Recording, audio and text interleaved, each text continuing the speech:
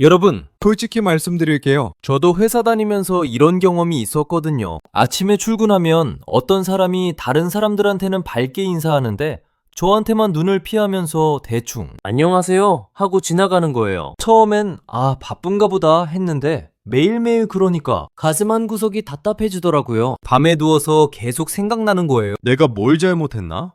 내가 예민한 건가? 하면서 잠도 제대로 못 자고. 여러분도 그런 경험 있으시죠? 겉으로는 친한 척 하는데 뭔가 느낌이 이상한 사람. 말로는 표현 안 하는데 분명히 나를 불편해하는 것 같은 그 느낌. 저는 그때 정말 힘들었어요. 혼자만 이상하게 느끼는 건가 싶어서 친구들한테 물어봤는데 다들 네가 예민한 거 아니야? 하더라고요. 그래서 더 괴로웠어요. 내가 이상한 사람인가? 하면서 자책하게 되고. 근데 알고 보니 제 느낌이 맞았어요. 심리학적으로 명확한 신호들이 있었던 거예요. 하버드 심리학 연구팀과 MIT 행동심리학 교수들이 수십 년간 연구한 결과 사람들이 누군가를 싫어할 때 무의식적으로 하는 행동 패턴이 있다는 게 밝혀졌어요. 오늘 그 7가지 신호 제가 정확하게 알려드릴게요. 이거 알고 나면 여러분도 더 이상 혼자 괴로워하지 않으셔도 돼요. 그리고 불필요한 사람한테 에너지 낭비하지 않고 진짜 여러분을 소중히 여기는 사람들한테 집중할 수 있게 될 거예요. 자, 그럼 시작할게요. 시작하기 전에 먼저 말씀드리고 싶은 게 있어요. 오늘 제가 말씀드리는 내용은 제 개인적인 생각이 아니에요. 하버드 대학교 심리학과, MIT 행동과학 연구소, 그리고 스탠포드 사회심리학 교수들이 실제로 수만 명을 대상으로 연구한 결과예요. 그들이 발견한 건 이거예요. 사람들은 말로는 표현 안 하지만 몸과 행동으로는 정직하게 자기 감정을 드러낸다는 거죠. 특히 누군가를 싫어할 때는 본능적으로 거리를 두려는 행동이 나타나요. 그게 바로 오늘 말씀드릴 7가지 신호입니다. 자, 그럼 하나씩 볼까요? 신호 1. 눈을 자주 피합니다. 제 친구 얘기인데요.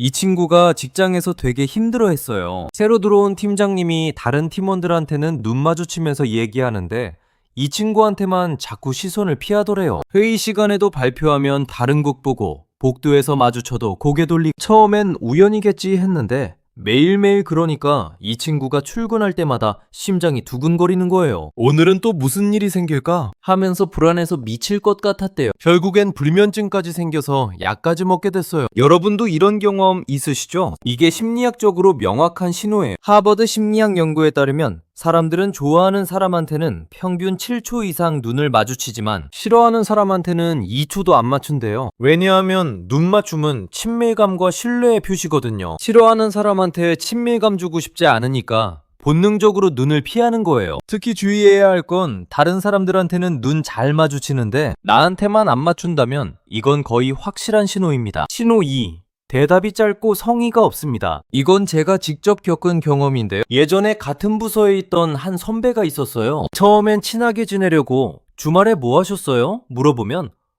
집에 있었어. 딱 이렇게만 대답하는 거예요. 다른 사람들한테는 나 주말에 남산 갔다 왔는데 진짜 좋더라. 너도 가봐. 이렇게 길게 얘기하는데 말이죠. 그때 진짜 속상했어요. 내가 뭘 잘못했나 싶어서 더 친하게 지내보려고 노력했는데 오히려 선배가 더 짧게 대답하더라고요. 나중엔 응, 아니 이것만 하는 거예요. 그때 깨달았어요. 이 사람이 나를 불편해하는구나. MIT 행동심리학 연구에 따르면 사람들은 좋아하는 사람한테는 평균 문장이 15단어 이상인데 싫어하는 사람한테는 5단어 미만이래요. 그리고 질문을 절대 안 해요. 대화를 빨리 끝내고 싶으니까요. 여러분, 만약 누가 여러분한테 계속 짧게 대답하고 질문을 안 한다면 그 사람은 여러분과 대화하고 싶지 않은 거예요. 억지로 친해지려고 하지 마세요. 에너지 낭비예요. 신호 3. 몸이 다른 방향을 향합니다. 이건 정말 신기한 신호인데요.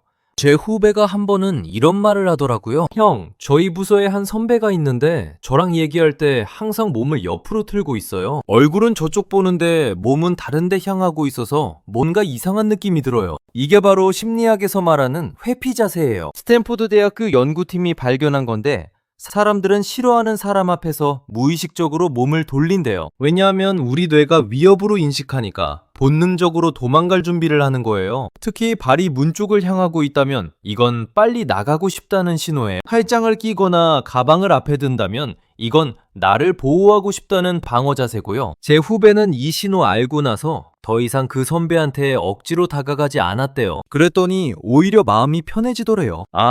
모든 사람이 나를 좋아할 필요는 없구나 하면서 받아들이게 됐대요. 신호 4. 웃을 때 눈이 웃지 않습니다. 이건 제가 가장 정확하다고 생각하는 신호예요. 진짜 웃음과 가짜 웃음은 눈을 보면 알 수 있거든요. 한 분이 저한테 메시지를 보내주셨는데 이런 내용이었어요. 저희 부서에 한 동료가 있는데 저한테 웃을 때 입은 웃는데 눈이 전혀 안 웃어요. 마치 가면 쓴 것 같아요. 다른 사람들한테 웃을 때는 눈가에 주름도 생기고 진짜 즐거워 보이는데 저한테만 그래요. 너무 무섭고 불안해요. 이분 마음 너무 이해돼요. 저도 그런 웃음 받아본 적이 있거든요. 그때 느낌이 마치 로봇이 웃는 것 같아요. 기계적이고 차가운 느낌. 프랑스 심리학자 기욤 듀쉔이 발견한 건데 진짜 웃음은 듀쉔 미소라고 해서 입꼬리뿐만 아니라 눈가에 주름이 생겨요. 근데 가짜 웃음은 입만 웃고 눈은 차가워요. 이건 사회적 예의로 웃는 거지 진심으로 즐거운 게 아니거든요. 여러분, 만약 누가 여러분한테 눈 안 웃는 웃음을 짓는다면 그 사람은 여러분을 진심으로 대하는 게 아니에요. 신호 5. 여러분 얘기에 질문이 없습니다. 이건 정말 슬픈 신호예요. 제가 예전에 모임에서 이런 경험을 했어요. 제가 최근에 있었던 재미있는 일을 얘기하는데 한 사람이 아 그래? 하고 끝인 거예요. 그리고 바로 다른 사람한테 관심 돌리더라고요. 그때 느낌이 마치 투명 인간이 된 것 같았어요. 내가 얘기해도 아무도 관심 없는 것 같고 내 존재가 그 자리에 없는 것 같고 정말 외롭고 서러웠어요. 근데 나중에 보니까 그 사람이 다른 사람들 얘기할 때는 진짜? 그래서 어떻게 됐어? 대박! 그 다음은 이렇게 질문을 계속 하더라고요. 그때 확신했어요.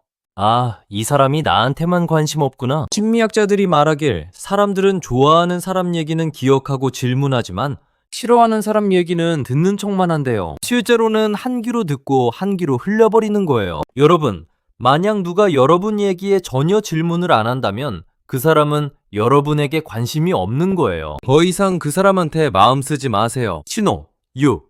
SNS에서 무반응입니다. 요즘 시대에는 이게 정말 명확한 신호예요. 제 친구가 이런 얘기를 하더라고요. 내가 인스타에 사진 올리면 다른 사람들은 다 좋아요 누르는데 한 사람만 절대 안 눌러. 근데 그 사람이 다른 사람들 사진에는 댓글까지 달더라. 심지어 우리 서로 팔로우하고 있는데 말이야. 이거 정말 속상한 경험이에요. 왜냐하면 요즘은 SNS가 관계의 바로미터거든요. 좋아요 한 번 누르는 게 뭐 대수냐 싶지만 그게 안 눌러진다는 건 나는 당신에게 관심 없어요 라는 무언의 메시지예요. UCLA 사회심리학 연구에 따르면 사람들은 좋아하는 사람의 SNS 게시물에는 90% 이상 반응하지만 싫어하는 사람한테는 일부러 무반응으로 일관한대요. 왜냐하면 최소한의 예의로 팔로우는 유지하지만 감정적 교류는 하고 싶지 않으니까요. 여러분, 만약 누가 여러분 SNS를 팔로우하면서도 절대 반응 안 한다면 그 사람은 여러분을 좋아하지 않는 거예요. 신호 7. 그룹에서 여러분만 빼고 이야기합니다. 이건 제가 가장 힘들었던 신호예요. 회사에서 점심시간에 다들 모여서 얘기하는데 어떤 사람이 저만 쳐다보지 않고 다른 사람들하고만 얘기하는 거예요. 마치 제가 그 자리에 없는 것처럼. 더 힘들었던 건 제가 말을 하면 다들 잠깐 조용해지다가 금방 다른 주제로 넘어가는 거예요. 근데 다른 사람이 똑같은 얘기를 하면 다들 맞아 하면서 호응하더라고요. 그때 정말 너무 외로웠어요. 사람들 사이에 있는데도 혼자인 것 같았어요. 그날 저녁에 집에 가서 혼자 울었어요. 내가 뭘 잘못했나 하면서. 근데 나중에 알고 보니 그 사람이 저를 싫어해서 다른 사람들한테도 저에 대해 안 좋게 얘기하고 다녔더라고요. 그래서 다들 저를 멀리하게 된 거였어요. 심리학에서는 이걸 사회적 배제라고 해요. 누군가를 그룹에서 의도적으로 제외시키는 거죠. 이건 정말 잔인한 행동이에요. 왜냐하면 인간은 사회적 동물이니까 배제당하면 엄청난 고통을 느끼거든요. 자, 여러분, 여기까지 7가지 신호를 말씀드렸어요. 근데 마지막으로 꼭 드리고 싶은 말이 있어요. 이런 신호들 발견하셨다고 해서 너무 상처받지 마세요. 모든 사람에게 사랑받을 수는 없어요. 그리고 그게 여러분 잘못이 아니에요. 저도 처음엔 내가 뭘 잘못했나 하면서 자책하고 바꾸려고 노력했어요. 그 사람 마음에 들려고 더 친절하게 대하고 더 웃으려고 하고. 근데 알았어요. 어떤 사람들은 그냥 안 맞는 거더라고요. 그리고 그게 정상이에요. 중요한 건 나를 싫어하는 사람한테 에너지 쓰지 말고 나를 좋아해주는 사람들한테 집중하는 거예요. 그 사람들이 진짜 내 편이거든요. 내가 힘들 때 위로해주고 내가 기쁠 때 같이 기뻐해주는 사람들. 그 사람들한테 우리 에너지를 쓰는 게 맞아요. 그리고 여러분, 혹시 지금 이런 사람 때문에 힘드시다면 꼭 기억하세요. 여러분은 충분히 좋은 사람이에요. 여러분을 이해하고 소중히 여기는 사람들이 분명히 있어요. 한 사람이 여러분을 싫어한다고 해서 여러분 가치가 떨어지는 게 아니에요. 다음 영상에서는 이런 사람들 만났을 때 어떻게 현명하게 대처하는지, 그리고 어떻게 마음의 상처를 치유하는지 실전 팁 알려드릴게요. 많이 기대해주세요. 오늘 영상이 조금이라도 도움되셨다면 구독과 좋아요 부탁드려요. 그리고 댓글로 여러분의 경험도 들려주세요. 우리 같이 이겨내요. 여러분, 오늘도 힘내세요. 사랑합니다. 화이팅!